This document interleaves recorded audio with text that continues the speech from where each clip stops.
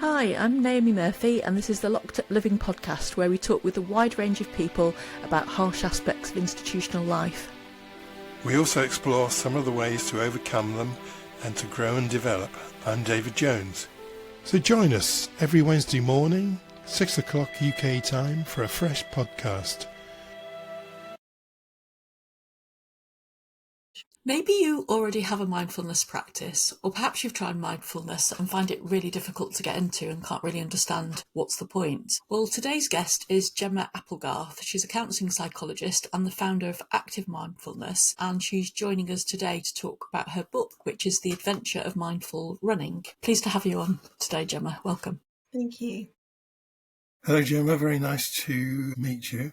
You too. We're here to talk about mindfulness. And you. Could we begin by you telling us how you got to this position and what you mean by mindfulness? Yeah, so mindfulness has, of course, become pretty much a buzzword. So I'm sure most people listening to this will have come across or heard of mindfulness somewhere or other. But quite often when you ask people what it is, there's a little bit of confusion, as with lots of buzzwords. But basically a definition of mindfulness would be that it's the awareness that emerges for us when we learn how to pay attention to the present moment. So there's two parts to this definition, and that's the bit that people tend to remember, is the learning how to pay attention to the present moment. The second bit that people often don't really know is that we're paying attention in a particular way, which is deliberately, which is on purpose. We've made a choice to do that. And it's without judgment of what we find there. Not so that we accept what's there and can't change it, but so that we can accept what's there as a starting point to thinking about, how do I want to react to this particular situation, this particular thought, this particular feeling, whatever it is that is coming up for us. It's a bit of a two-pronged kind of definition, and it takes a fair bit of practice to start really noticing not just what's here in the present, but also the response that you're having to it. Thank you. I think you've kind of hinted at this already in saying that everyone probably has an idea about what mindfulness is. Are there some myths about mindfulness? Yes. So I teach mindfulness in the NHS as well as more privately. But I see the same myths come up again and again, and they tend to focus on the idea of where mindfulness comes from, what it does to your mind, or how you go about being mindful. So quite often people come originally with the idea that mindfulness is a spiritual practice or a religious practice. So it does come from a massive history that is associated with Eastern cultures, Buddhism in particular. So it has developed out of those cultures. But when we talk about the kind of mindfulness that we tend to use here in the Western world, particularly within organizations like the NHS, what we're talking about is a practice that isn't part of the greater spiritual picture, but is actually now very rigorously tested, has a lot of science behind it, and is a way of looking at the world or a way of being that is a much more evidence-based practice. So sometimes it can put people off. Sometimes they think, actually, I don't want to go for that because I might get kind of caught up in something spiritual, or it might go against a belief system that I already have. But it actually doesn't need to at all. The mindfulness that we practice tends to be a secular practice that can be enjoyed by people from lots of different communities and backgrounds. So that's one of the assumptions or myths that I tend to hear about mindfulness. The other one is what it does to your mind. So there's often a myth that to be doing mindfulness right, you're emptying your mind, that you're going to end up in a place that is kind of very zen, that is an empty mind, still kind of place. But actually, mindfulness is kind of the opposite. It's really an invitation to fall awake. to your senses and to fall awake to your mind rather than to fall asleep. So we kind of want to get to a place where what we're doing is observing and noticing our mind rather than emptying it, rather than not having any thoughts or any emotions or anything going on for us. We're becoming more aware of them. Yeah, so that's one of the other assumptions about it. The other one, the other myth about mindfulness that we hear quite a lot is this idea that there is a particular way of being while you're practicing. So quite often when you say to someone about mindfulness or meditation, they get an image kind of popping up of someone sat in, quite often cross-legged on the floor in a very still kind of posture. And that mindfulness has to be practiced like that in a place that is very quiet and very still. But again, it's really not something that needs to be true. When we think about that definition of mindfulness, it's the awareness that emerges when we pay attention to the present deliberately, on purpose, without judgment.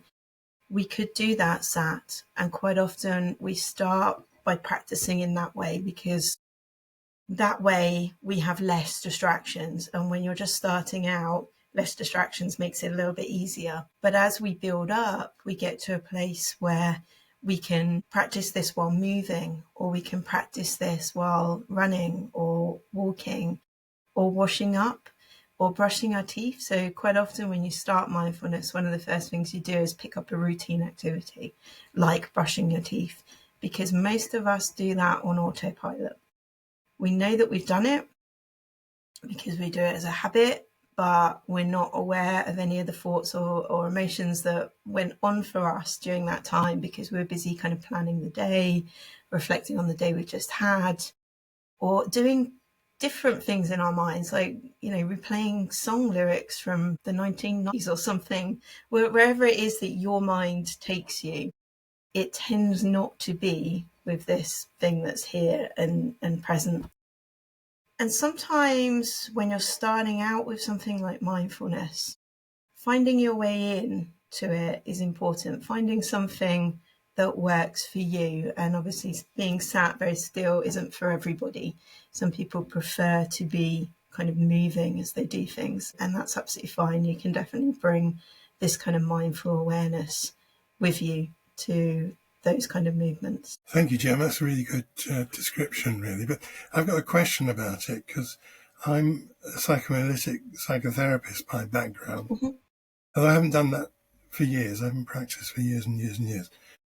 But particularly early on, when I'm seeing people on a couch, I'd ask them to lie down on the couch and just notice what was in their mind and say what was in their mind.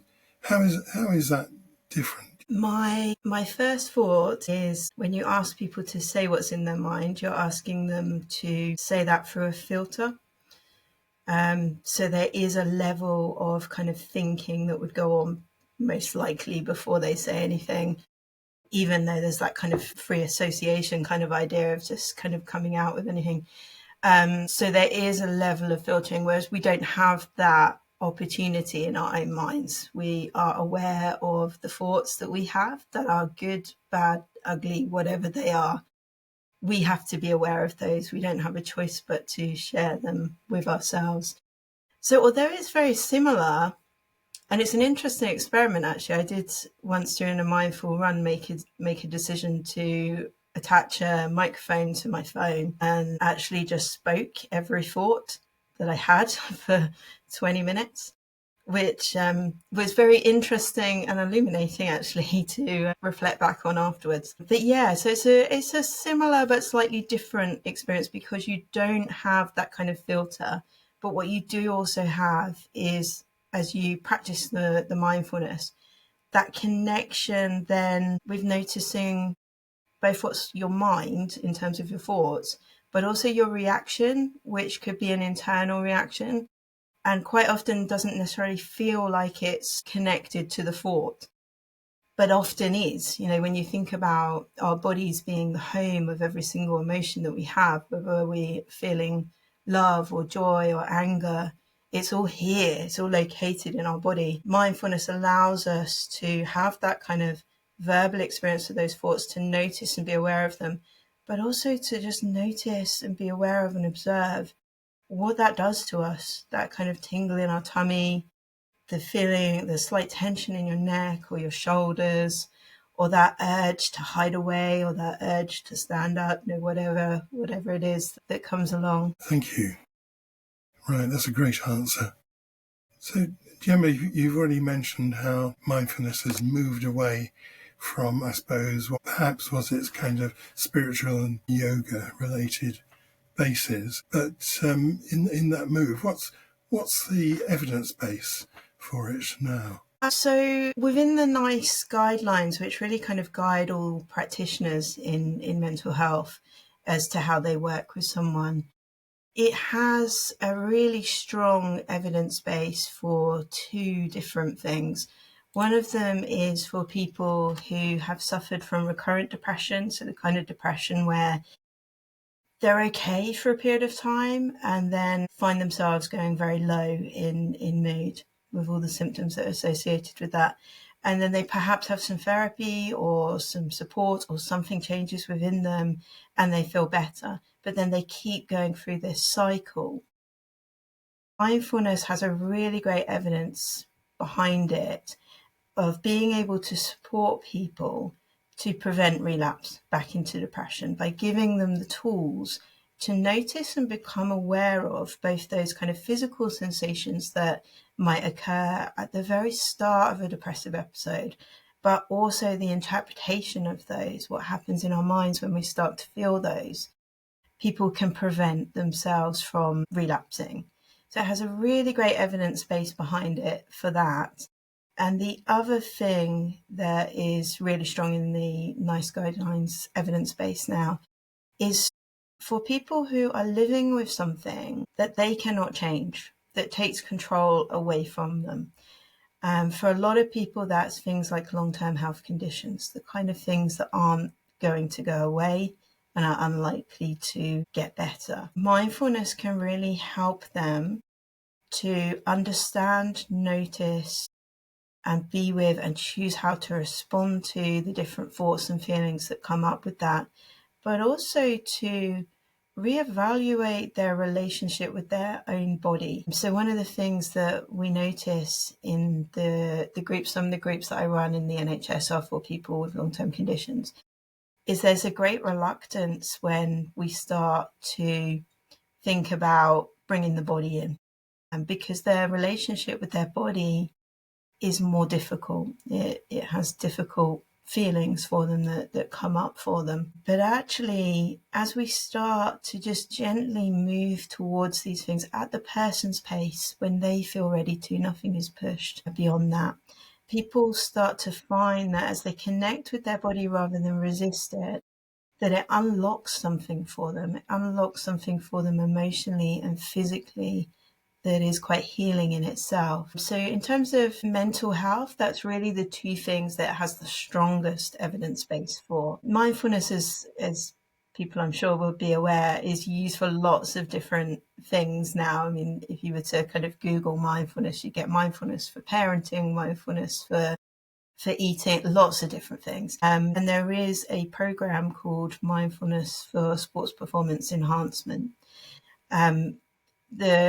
The programs that athletes or recreational athletes do in mindfulness have a fairly strong evidence base. It's growing. It's still early days in terms of the research. So more research is needed before we can kind of conclusively say too much. But it seems to be suggesting that athletes, recreational athletes, people who take part in sport find that they are able to be present a lot more during their game, during their sport, rather than caught up in the point before or the anxiety about the final score or whatever it is, depending on what sport it is that they're doing. They tend to be able to stay more focused. They tend to be able to manage things like periods of injury a little bit better. I mean, when your whole life is based around training and you suddenly have a knee injury and can't run for 6 weeks, it's heartbreaking. But people who practice mindfulness tend to be able to handle those kind of ups and downs just a little bit better. There's also some studies that suggest now, some studies with football players that suggest that it might also help people to prevent injury. We're not completely sure why. It may be to do with the fact that they are paying more attention to their body and therefore to their posture and to their footfall and to all of these things that may be involved in why people get injured. I'm sure we've all seen football matches on the telly where people have sort of lost control of their emotions a little bit and gone in for tackles a bit hard and then get injured, those kind of things. But also to enter into flow. A lot of the studies are coming back saying that people are a little bit finding it a little bit easier to get into a sense of flow. So flow being this kind of almost mythical feeling, really, of being totally at one with the experience that you're having, whether that's running, music, art, whatever it is, to the exclusion of all else. That kind of loss of sense of time, loss of sense of boundaries, loss of sense of being insecure or anything like that, just total immersion in what you're doing.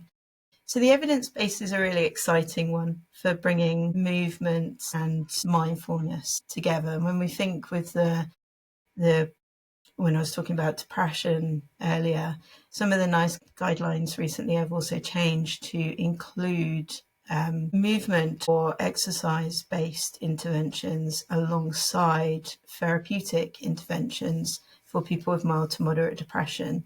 So there's actually kind of a double evidence then that if you're able to use things like mindfulness and movement together, it's kind of ticking a lot of boxes of what we know brings people a better sense of well-being. Thanks, Gemma. How did you become such an advocate for mindfulness blended with running? So for me, it was my personal experience, and that's where this has all come from. So I had been a mindfulness teacher for a couple of years, and I used mindfulness in my everyday life. I used it in a very kind of still sat based kind of way. I did lots of body scans, which involved kind of laying down and moving your attention through your body. I did a lot of work using my breath. But it was only when I found myself, probably a couple of years after I'd started really practicing mindfulness, I found myself a little bit unwell. Like many people, I'd spent a few years really focusing on developing a career, and as a result, I'd sort of lived off vending machine food for a bit and focused on getting my doctorate. So I'd put on a fair bit of weight. I'd stopped doing any exercise. But when I was a kid, I was a runner. I had marathon running parents, and I was a part of that culture as well until I reached sort of 11, 12, and then kind of fourth hit of, actually, you're not very good at this. Maybe don't do it because you look a bit daft and, people are watching you.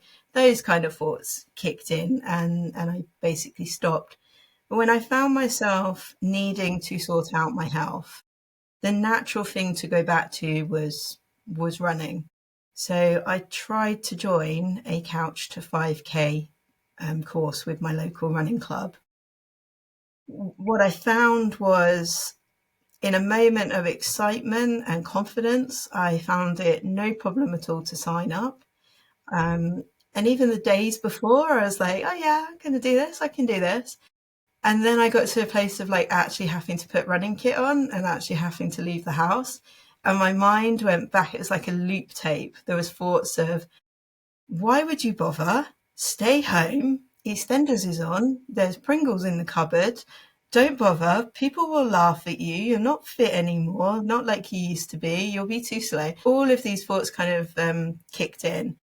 And it was only when I realized that I could use mindfulness to help me take one step in front of the other in terms of actually getting through the door to the running club, that I started to think, actually, there's something about this running was important to me. As I started to move, of course, thoughts came back of, you look stupid. What are you doing? Why don't you just go home? So I decided to just focus my attention on the feeling of my feet on the floor, which is something we do a lot in the mindfulness courses, is this idea of mindful walking, of really just connecting with what it is like to walk in a way that you don't on a day-to-day basis because you're too busy planning stuff or looking at your phone or thinking about something else. And I found that really helpful for getting over this initial kind of, I can't do it, what's the point? And then I grew in confidence. But then, even though I'd grown in confidence and joined the running club and found actually I really enjoy this, I'm really loving park run and I'm loving getting faster and getting stronger, there would be other bits, like when the first winter came around and cross country season kicked in, and people were like, do you want to come to the cross country? And I'm like, no, that's for the serious runners. For people who are like a lot taller than me and longer legs than me, and they're going to be faster than me and younger than me. No way, not doing that. But there was a bit of me that really wanted to, because I could see, actually, I would love to run around and splash in the mud. That sounds like fun. So I used this again to really help me get over that bump, that difficulty of my mind loop tape just wanting me to not do that. Because of course my mind's trying to help me. It's trying to protect me from any kind of potential distress by saying, just stay home. It's safe at home. You'll be fine. But that would also mean missing out on what I like to call mudfulness, which is my most wonderful experience of the feeling of the squelch of mud when you run through mud, which has been a wonderful way in as well. I have a 2-year-old, to introducing him to mindfulness in a very small way is we put our wellies on and we go out and we squelch in the mud and we just listen to it and we just feel the texture. So I've already begun his education in this mindful running. So it's really that personal story that made it really, really important to me, that actually this is about bringing mindfulness to something that is important for you and that helps you. And there was no doubt for me that the two things in life that helped me the most were my meditation and my running.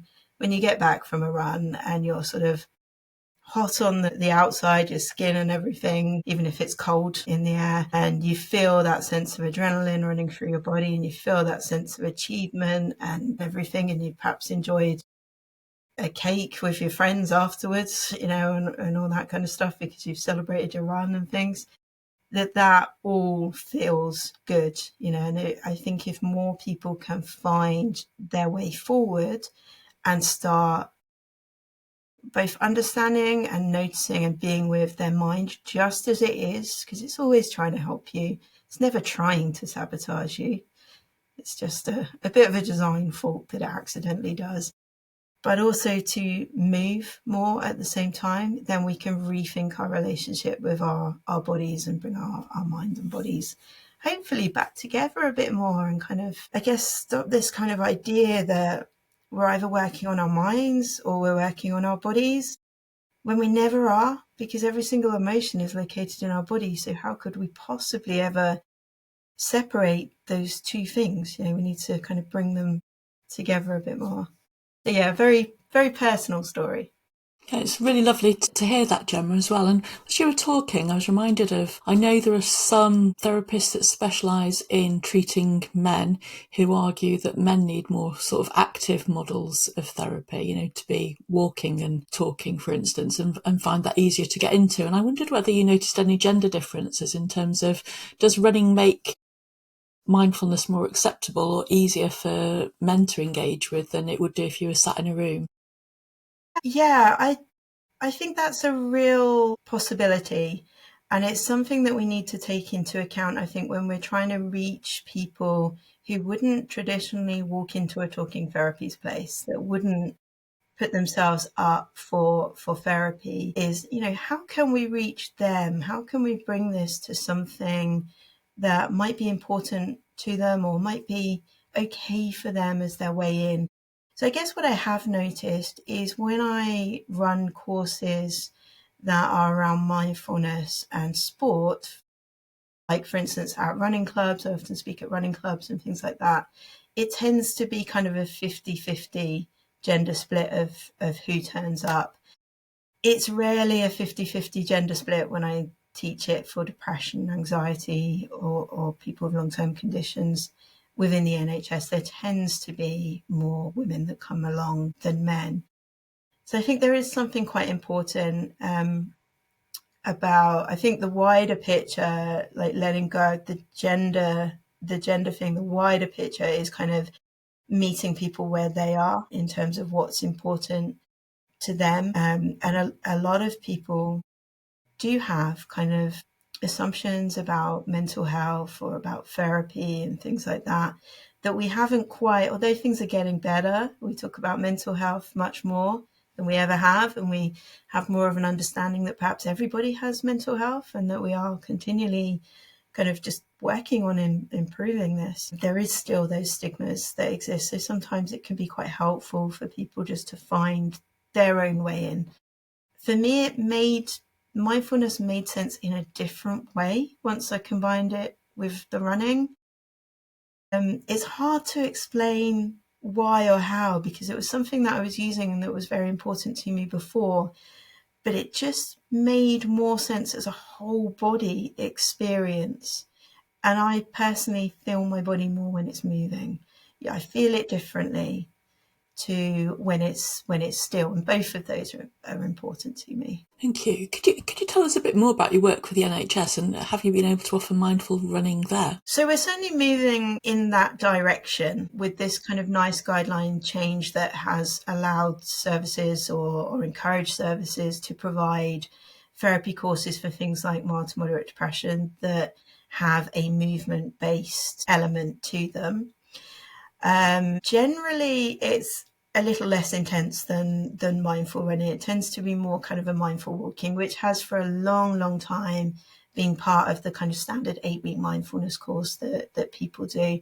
This idea of really just bringing attention to your movement, to your footfall, to the changes in the amount of pressure on each joint or each muscle as you start to move. So we're definitely getting there, and then kind of having conversations with people about bringing these things together, outside of the therapeutic space, starting to use this more with movement.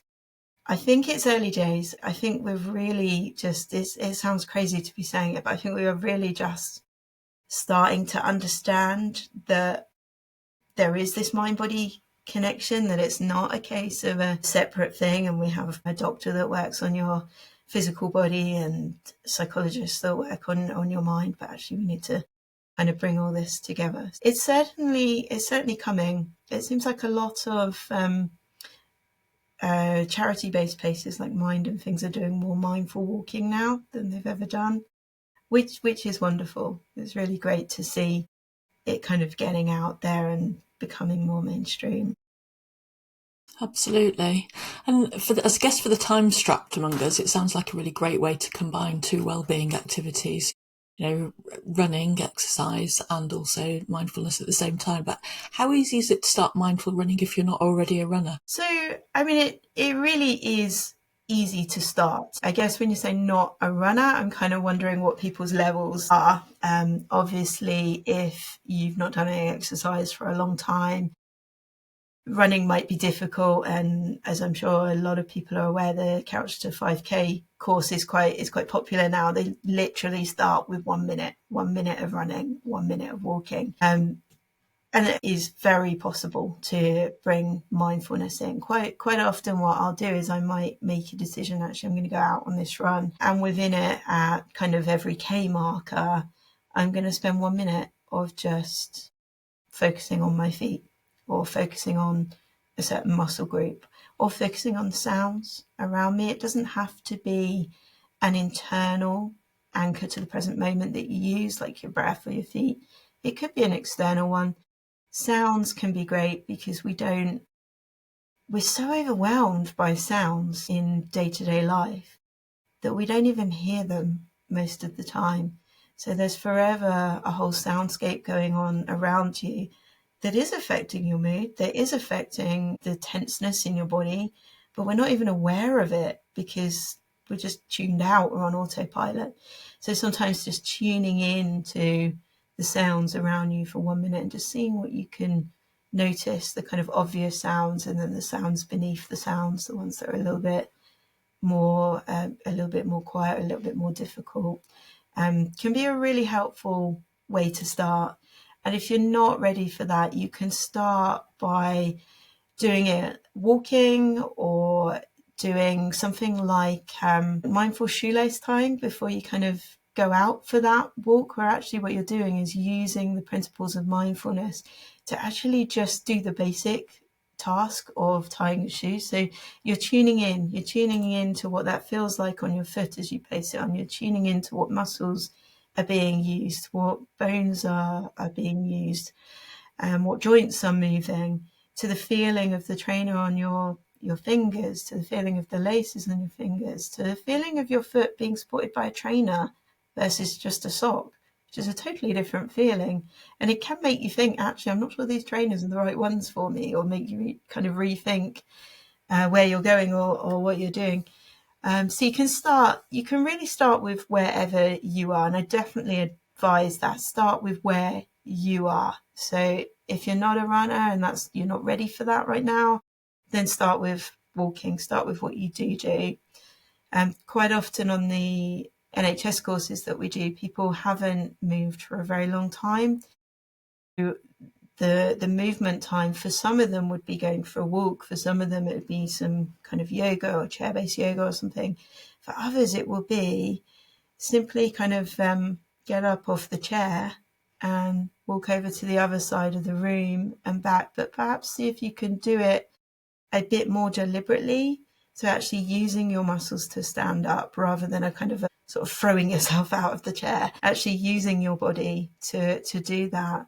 Perhaps walking a little bit faster, or hanging up the washing a bit more vigorously than you would do. So really just starting with where you are, and then it becomes easier after that to start adding it to running or walking, or whatever it is you want to add it to. What are some of the challenges people face when they start mindful running? I think the main one is just forgetting. So you might go out for a run with every intention of having a mindful minute or a mindful whatever, and just forget to do that, because running is often a space where people just are happy to just let their minds go, because we're so busy during the day trying to keep our minds on this, that, and the other. Sometimes it can be that space for it to wander, and there's value in that too. So just forgetting could be a massive one. When I first started, one of the things you often start with is just brushing your teeth. As I was saying earlier, I would often have every intention of doing that, and I'd put the paste on my brush, and somehow between putting it on the brush and entering my mouth, I'd forgotten, and my mind was off on other things. It really just highlights, actually, the mind is a really busy place. In those couple of minutes I'm cleaning my teeth, it's been on holiday, it's been to my childhood, it's been to my future, it's been reciting the soundtrack of Billy Elliot or something completely random like that. So just forgetting is one of those things. So you could set things up to support you. Some people set up things like reminders on the phone or on their watch, where it beeps, a K in or a mile in or whatever, as it kind of setting that up as your kind of trigger of, I'm going to practice some mindfulness right now. You can also do it with other people. So you could have a very sociable run, but have a minute kind of in the middle where together you just practice mindfulness. You focus on your feet, or you focus on sounds around you, or whatever it is you want to focus on, which can make it more fun as well. I'd say have fun with this. Sometimes we take all these things a bit seriously, and we think we need to have like a serious reflection after a minute of mindfulness. But it's okay if actually your urge is to just laugh with your friends for a little bit. That's also absolutely fine. It's your way in. It's your way of noticing what's going on for you. So that is definitely a possibility. Yeah, just forgetting. The other things that get in the way are those myths about mindfulness. People start and they go, I can't do it. I can't do it because I can't empty my mind. I can't do it because I keep thinking. I can't do it because my mind keeps going back. But what they don't realise, and sometimes you teach someone for 8-10 weeks before they kind of get it, is actually every time you noticed I was somewhere else, my mind was somewhere else, I'm going to choose where to bring that attention to. That is mindfulness, because you've noticed, you've come out of autopilot and you've made a choice as to where to go. I encourage people just to congratulate themselves when that happens, when they've noticed that their mind went somewhere else. Notice with curiosity, without judgment of where it went, but just notice that that's where it took them. And then making that choice of, in this moment, my mind's going this way. I might want to follow it. That might be important. Or actually, I might want to just come back right now because perhaps it's taking me somewhere I don't really want to be, or somewhere that isn't helpful for me. So thank you, Gemma. So asking for a friend, of course, but do you have any advice for someone who mainly notices how their body is uncomfortable whilst they're running? Yeah, I think it's a really big thing, is that we spend a lot of time trying to distract ourselves from things like our body being difficult, or things like being tired, or different aches and pains that come up for us. I think what you learn as you practice mindfulness a little bit more is you do learn how to move your awareness towards and away from things, so when you're practicing mindfulness, you're bringing your attention to an anchor to the present.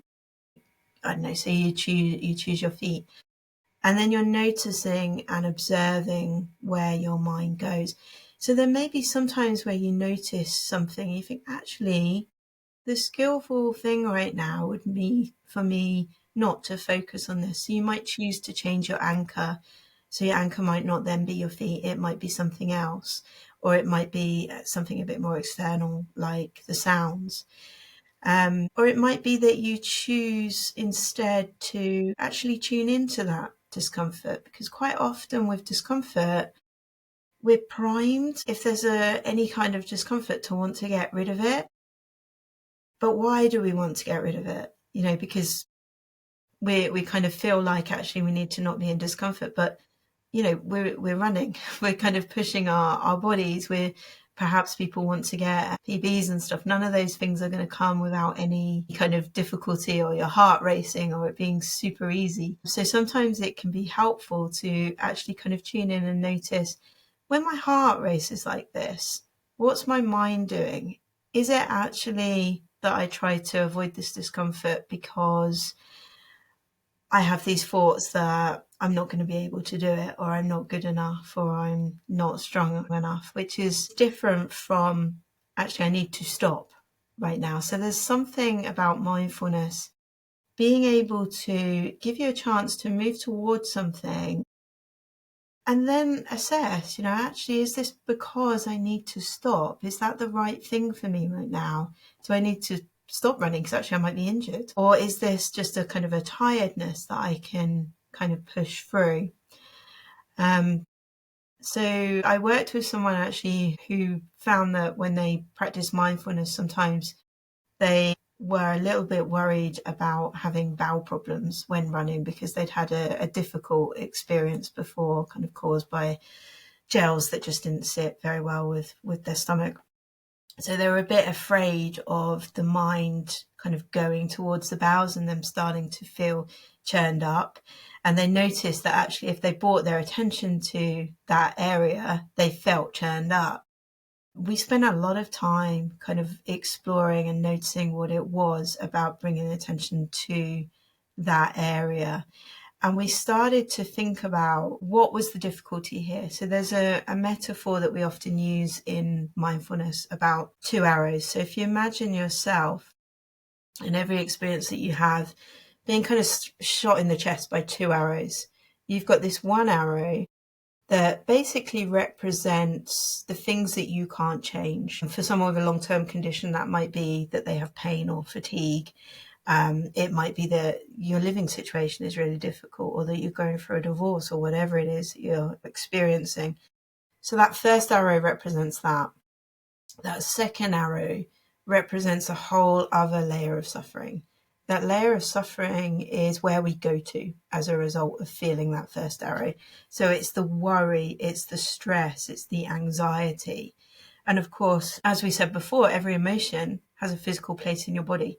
So the more anxious and stressed she became, worried about the potential of having bowel problems, the more she felt the intensity of the bowel problems. So what we really noticed was actually that this wasn't about going to that area. It was about the fear that she was experiencing.